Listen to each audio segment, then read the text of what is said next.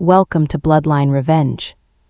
Ever feel like a coworker is slowly dimming your light, meeting your best ideas with helpful criticism that actually feels like a punch in the gut? Today we're diving into the story of Maya, a talented designer who found herself trapped in the web of an office narcissist. Watch how she stopped the drama, reclaimed her power, and turned the tables using one simple, icy-cool psychological trick, the gray rock method. If you've ever had a boss or a colleague who made you second-guess your own sanity, this story is for you. Before we reveal how Maya's boring responses led to a massive career breakthrough, hit that like button and subscribe to the channel. It helps us keep sharing stories that empower you to navigate the craziest parts of the modern workplace. Ready to see how being uninteresting can become your greatest superpower? Let's get into it.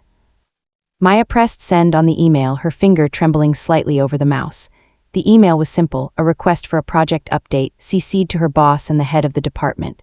It was factual, polite, and completely devoid of the paragraph-long explanations, justifications, and apologies she usually felt compelled to write to her colleague, Ben. For the past year, Maya had been the star graphic designer at a bustling marketing firm. Ben, a senior copywriter, had taken her under his wing when she started. At first, it was flattering. He'd give her friendly advice on her presentations, subtly suggesting her color choices were a little junior varsity or that her font selections were not quite sophisticated enough for this brand. He'd then help her out by staying late to fix them, always reminding her of his sacrifice. Over time, the help became a noose. He would praise her work to their boss, Sarah, but then turn to Maya and whisper, "Of course I had to rework the entire copy block to make your design work, but no need to mention that." He'd introduce her ideas in meetings as his own, then commiserate with her later, "I hate that I have to be the one to sell your concepts. They just don't listen to juniors." The worst part was the isolation. He'd detail her that Sarah thought she was slow, that the team lead thought she was difficult, but that he was the only one fighting for her. Maya started second-guessing every decision. She stopped contributing in meetings, feeling her ideas were inadequate. She felt constantly anxious, exhausted, and started to believe she was, in fact, a terrible designer who was failing at her job. She was depressed, convinced she was the problem. Then late one night, she found an article about emotional abuse in the workplace and something called the gray rock method. The description of the office narcissist was a portrait of Ben. The method was simple: become as uninteresting and unresponsive as a gray rock. No emotional reactions, no personal information, no long justifications. Just short, boring, factual responses. It felt impossible, but she was desperate. She started small. Before, "Ben, Maya, your draft for the Acme campaign is okay, but you should really redo the whole layout. I know you're new, but this is basic stuff. Don't worry, I'll help you fix it after my real work is done." Maya, feeling a knot in her stomach, "Oh no, I'm so sorry. I spent all weekend on it. I thought I finally understood the brief. What's wrong with it? I can stay late. I don't want to put you out." "Ben, it's fine. I'm used to cleaning up. Just try to learn from it."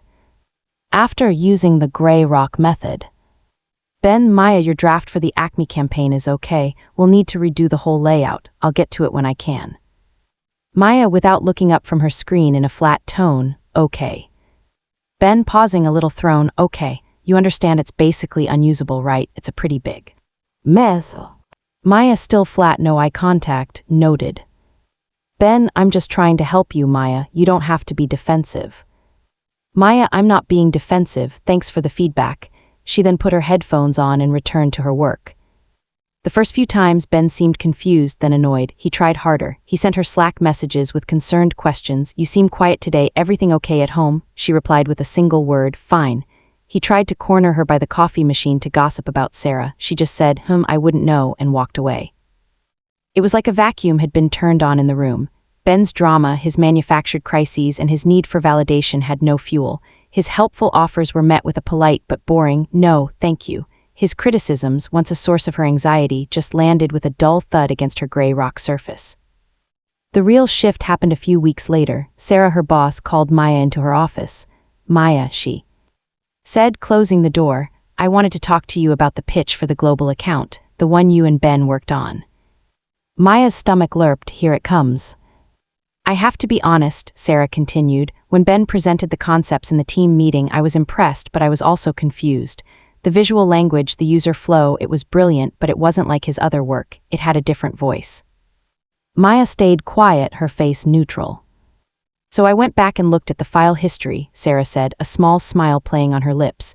Turns out the entire creative direction, the core concepts, and the final designs were created by you 3 weeks before the meeting. Ben's only contribution was changing the file name and adding a few words to the title slide. Sarah leaned forward. This isn't the first time I've suspected something like this, but this time I had proof. Ben is no longer with the company. His behavior was reviewed and it was a pattern. I'm so sorry you went through that, and I'm even more impressed that you kept producing work of this caliber despite the environment he created.